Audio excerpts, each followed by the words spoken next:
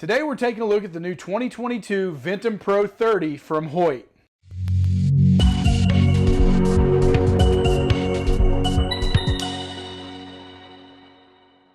Welcome back to Mike's Archery's YouTube, and we are taking a look at the new lineup from Hoyt for 2022, and we have got the new Ventum Pro 30 here today. Hoyt is out there in Utah, right there in Salt Lake City, been making bows for a long time, and we're hoping that Made in the USA sticker on here is going to clear up some supply chain issues and keep bows flowing, as it was a challenge to keep Hoyts on the shelf last year. Now, some of the specs on this bow as we take a look at it, the speed rating on this bow is 342 feet per second, and the axle to axle did stay at 30 inches.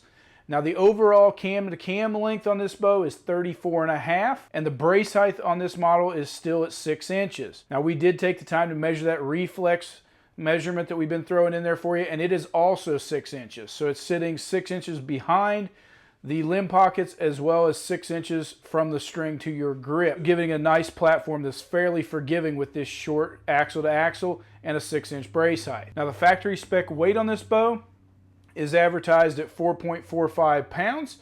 When we took it out of the box, we still have a real weight number of 5 pounds on this bow, coming in very similar to what we saw last year, and a fairly heavy bow. Now, that does include that new short stubby stabilizer and the new dampeners on there, and when you take those items off there, it brings it back down to 4.6 pounds, coming in just a little over the factory spec weight, giving it a nice heavy platform to start with if you're going to add some stabilizers or other weights to this bow to get it to balance out the way you want it to. Now, the draw length options on this cam, which they did change last year, coming at you with those base cam modules rather than a base cam change, is going to allow you to adjust this bow from 25 all the way out to 30 inches on the draw length with 2 separate sets of modules, being that same 2 or 3 option. Now, it is a different module from last year's cam, so you're not going to be able to take last year's modules and put them on the new Pro cam.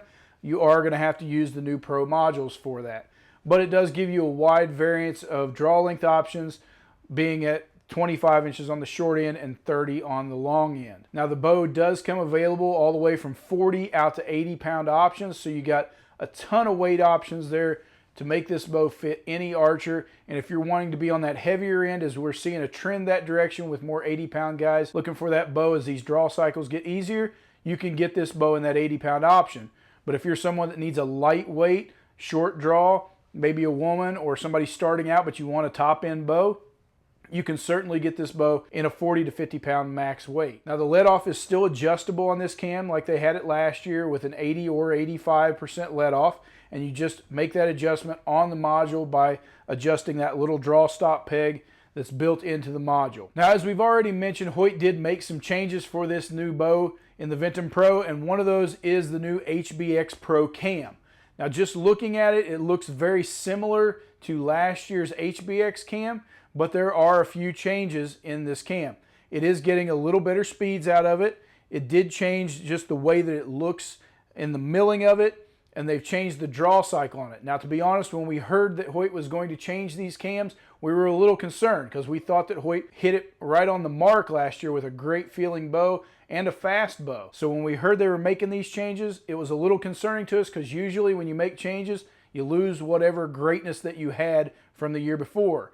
But so far, what we have seen and felt out of this new bow, they did not. They kept the same performance, the same feel, and overall, a great shooting bow. And I was pretty surprised, but pleasantly happy to see that they didn't lose any of those things that we liked from last year by changing this cam. Now, they claim to have it to be smoother and more stealth and more speed out of this bow. We'll show you those numbers here in a little bit and how that feels. It was pretty close to what we had last year. Now, one of the first things that we noticed that they did change was the Picatinny rail mount for the sight. Now, they came last year with that inline sight mounting option, but the way they did it was mounting a Picatinny rail bolted to the front of the riser.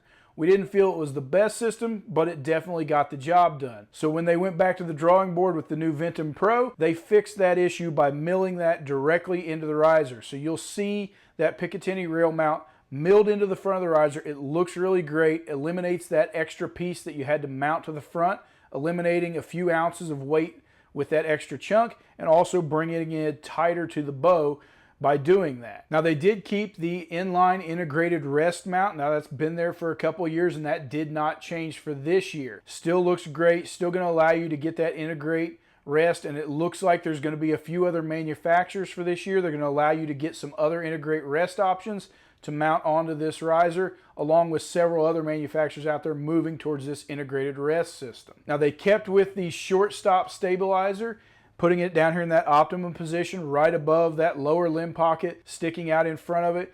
Gives a better weight balance as well as a better vibration control out of this riser. And overall, just it looks a little different, but at the same time it performs very well from this bow. They kept with that SL side mount bracket that they brought last year, so you can still get that option on the new bows, but they also optimized the quiver mounting. They moved that around a little bit. With the new sight and rest combination, you can get a little tighter, slimmer line inline quiver system that's going to definitely take some of the weight from the outside edge of your bow, bringing it more centered, helping that bow to balance and shoot better. Now, one of the other things that we noticed right out of the box that they had changed was the new Vital Point grip. And our first reaction is that this grip feels great. Now, last year that grip felt really good in our hands, and we feel that they have made some improvements on this grip. If you get a chance to go grab a Hoyt off the shelf, make sure that you grab this bow and check out that grip, because the way they milled it in there and then put a rubber overlay on it, it's very slim, it's very sleek, but most of all, it feels great in the hand. They put a little cutout there on the edge for your fingers to rest in so you're not gripping that riser during your shot. And overall, it looks great and feels amazing. Now, they did put new riser dampeners onto the riser at top and bottom, and we're seeing that out of a couple manufacturers, and clearly there is some vibration advantages there to moving those things around and taking some of the shock out of the shot. And one of the other things that Hoyt has had for a couple years is a 1500 dry fire test on all their risers. Now, frankly, this is one of those things that I wanted to bring up this year because they've had this for a while, and most certainly Hoyt makes some great risers, and they are tough. And they advertise this on the tag on the bow that it tests through a 1500 dry fire. Now that sounds great, but frankly to me it sounded like a bad advertising thing to put out there, because they're not going to warranty this bow if you dry fire it. No matter what you read anywhere, any bow that's dry fired is not going to be warranted or covered. So frankly, it's something that I feel Hoyt should probably back off of, because the limbs, the cams, everything's going to explode and roll over if you dry fire this bow. And advertising that it tested through that is great, that it's a tough riser, but nothing is going to be warranted or taken care of. It's frankly a point that they really should move away from in telling folks that it tests in a dry fire situation, because it's not going to hold up. Now the riser may not bend, but overall this will be a catastrophic failure, as it will be with anybody else's bow out there on the market as well. Now Hoyt kept with their single string stop mount in the back, taking plenty of shock out of that shot. Now Hoyt kept with their upper and lower front stabilizer mounting holes, but no place on the back because they have that built-in SL sidebar mount. But it does allow you to move the weight around on this riser to weight it up and balance it in a proper way for your shooting. A couple other things that did stay the same is that roller guard system, as well as their rest mounting. It is still just a single hole mount, which if you move to that integrate system is not a big deal because it's going to lock on there rock solid. But if you are using a conventional rest that doesn't mount to that dovetail, you are only going to have one rest mounting hole, and there is that possibility for things to move around if you don't get it locked in place. Now Hoyt kept with the same color palette that they've had in the past, allowing you 10 options to outfit this bow in different colors, and they've kept that buckskin and wilderness, which we think are great colors in the lineup, as well as black.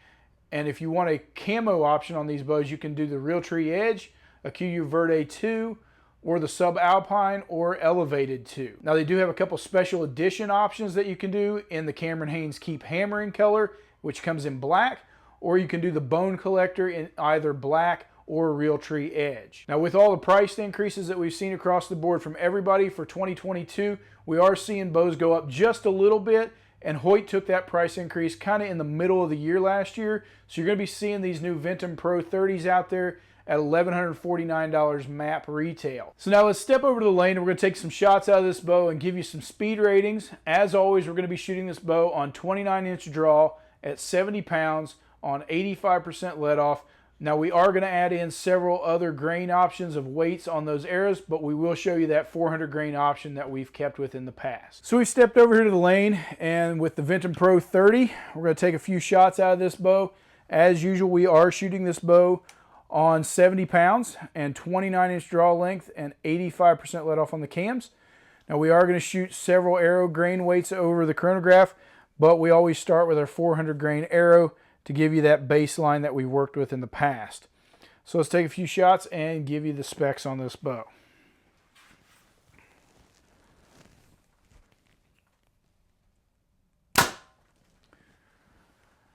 All right, so at 400 grains, this bow is coming in at 300 feet per second. And one thing we did notice is that even though the IBO rating on the 30 is faster than the 33, we saw this last year, the 33 is actually getting a higher speed. Now, as we shot the other grain weights out of this bow and arrows, that held true across the entire change of arrow weight. So when we shot this bow with a 350 grain arrow, we got 320 feet per second out of it. And again, 300 feet per second with a 400 grain arrow. And as we went up to a 450 grain arrow, we got 285 feet per second out of this bow. And when we took it up to a 500 grain arrow, what we saw was 274 feet per second. Now, frankly, it's still a good shooting speed out of this bow. Right there toward the top of things. Comparable, not the fastest bow that we have shot this year, but it is certainly holding spec and shooting great speeds out of this bow. Now, the noise level that we got out of that bow with the 400 grain arrow was 98 decibels even. Not an overly loud bow, but certainly not the quietest bow we've shot. And it was noticeable when we shot it that it was right there in the middle. Just didn't have an overall loud sound to it when it goes off here in the shop, but certainly not whisper quiet either. Nothing to get concerned about. It's right there with what everybody else is seeing out of their bows as far as noise levels. Now, as far as the feel of this bow, as you draw through the draw cycle, they did change the cams on this bow, and as we mentioned, we were a little concerned that they were going to lose that smooth draw cycle and that great feel, but they did not. You can feel it just a little bit. It definitely has a little different build to it, a little different roll to it, but still extremely smooth as you come through that draw cycle. And as it comes in to set into your hand, it's very solid on the back wall, sits very well for a cable stop. You are able to pull through it just a little bit, but nothing tremendous. It sits pretty daggone solid, as I said, for being a cable stop setup on these cams. Now, the after shot in your head is very dead. And that new grip, we noticed that right out of the box, has a great feel sitting in your hand. Just molds to our hands very well. In our opinion here at the shop is that it is a better feeling grip than last year, and last year's felt very good. Now, I realize that is an opinionated thing, so go try this bow out and see if it doesn't fit in your hand as well as it does ours. But we like that new grip, and the dead after shot of this bow is right there with what it was last year, feeling great all the way through that shot. So if the new Ventum Pro 30 is something that you're looking for in the new Hoyt lineup, give us a call here at Mike's Archery and we will get you set up with one.